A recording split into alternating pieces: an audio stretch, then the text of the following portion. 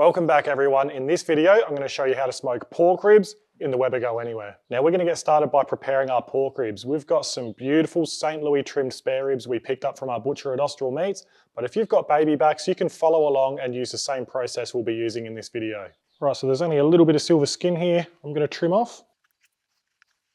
And the rest is looking pretty good, so we'll turn it over. Straighten up this bit here. You've got the cartilage that runs and then sort of dips off through here. We'll also trim this flap off the back. And now we'll take the membrane off. So I like to go from the second bone in. You need a butter knife and you want to just go underneath the membrane. Get your knife up there, give it a bit of a wiggle around. And we'll take the knife out. Then start peeling this membrane away. And some paper towel always helps to grip onto the membrane. And we went a little bit too deep on that one.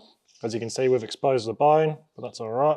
Tidy up a little bit of fat on the bottom side, but honestly, doesn't need much trimming at all. Now, there's really no meat on that end bone there, so I'm just gonna slice it straight off, as that's just gonna overcook anyway. And then this bone here, that's probably just gonna fall out.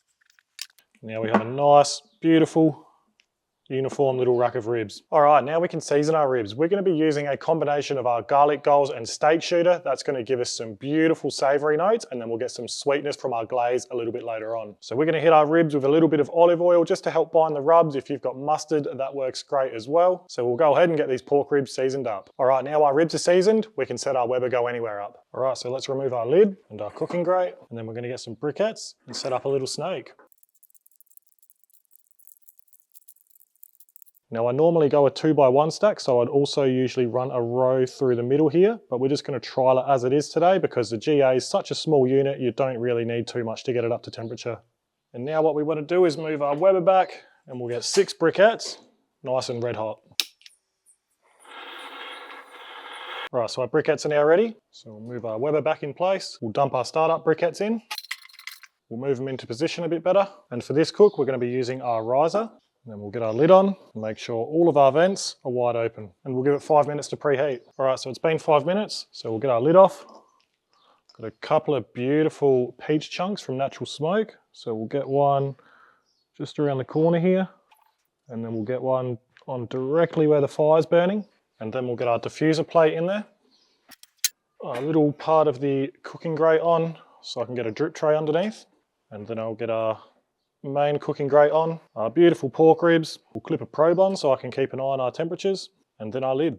So we've had a quick tidy up, our temperature's coming back up nicely, and we're going to look to stabilize this off at around the 250 Fahrenheit or 120 Celsius range. Now we're going to leave both top vents open for this cook, and we're just going to adjust our temperatures using the bottom vents only. And once our temperature gets back up to around that 200 Fahrenheit or 93-ish degrees Celsius, I'm going to start shutting down them bottom 2 vents until they're almost shut, and that should stabilize us off at that temperature we want to be at. And with these smaller barbecues, because we're using a snake and only started it with 6 briquettes, you really want to make sure that your wood chunk size is small, otherwise those 6 briquettes are not going to have enough energy to produce clean burning smoke. So just keep that in mind when you're using these smaller barbecues, because if we put a big chunk of wood on there, you'd potentially just smother your fire. So all we've got to worry about now is getting that temperature stable. If our temperatures start getting away from us, I'm going to use that drip tray as a water pan to absorb some temperature and help us stabilize, but I shouldn't have to for this cook. So other than that, we don't really have too much to worry about until we're about an hour to 2 hours into this cook. So we'll come back then. All right, we're just over an hour and a half into this cook. Our temperature's been holding beautifully, and we've got our vent set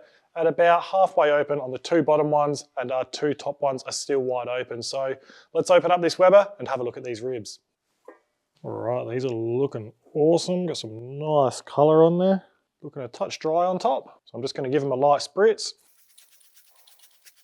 and we'll get our lid back on. All right, so I'm really happy with how they're coming along. Got some beautiful color there. The bark's coming along nicely, and we've just spritzed them with some water.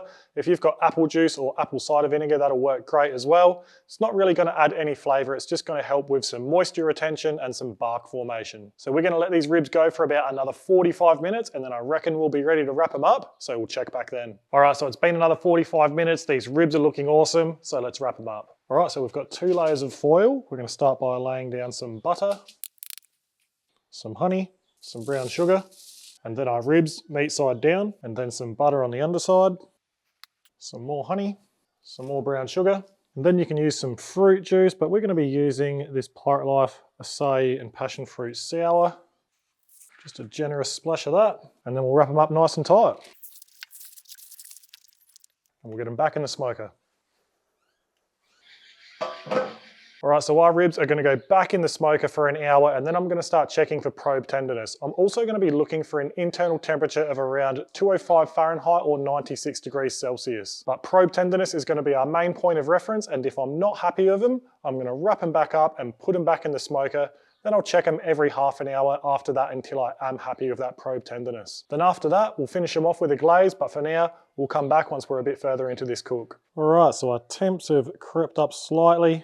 So I've shut our vents down a little bit. It has gotten pretty windy here, so I'm not surprised. It's been an hour since we've wrapped, so let's have a look. Right, so we're starting to get some nice drawback on these bones back here. Starting to probe pretty tender, but I'm still just not happy with them. Looks like we're at about the 199 to 200 sort of mark. So still getting a bit of resistance there, so we'll wrap them back up and come back in half an hour. All right, they've been wrapped up for another half an hour, so an hour and a half total in the wrap. They are feeling much better.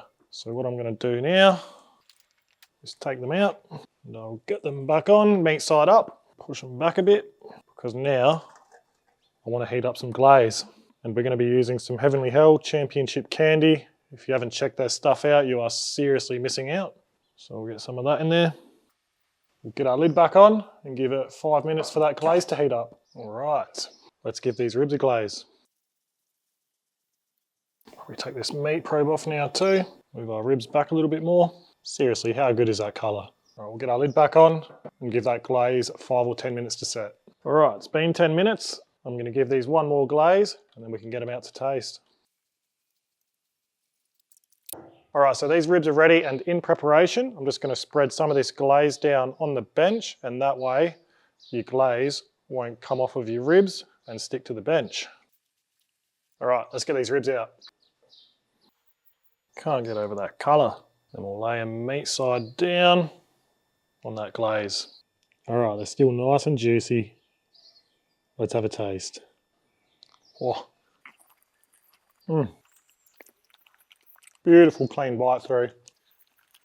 Oh wow, that's what you want. That colour and taste, the rub combination and the glaze, wow, just an absolute magic combination. That'd have to be some of the tastiest pork ribs I've done recently. I'll put links to everything we've used down in the video description. There'll be the GA accessories, the rubs, the glaze we use, so check it out if you get a chance. That's the end of the video, so if you've got any questions, don't hesitate to ask them in the comments below, and we'll see you next time. Thanks for watching.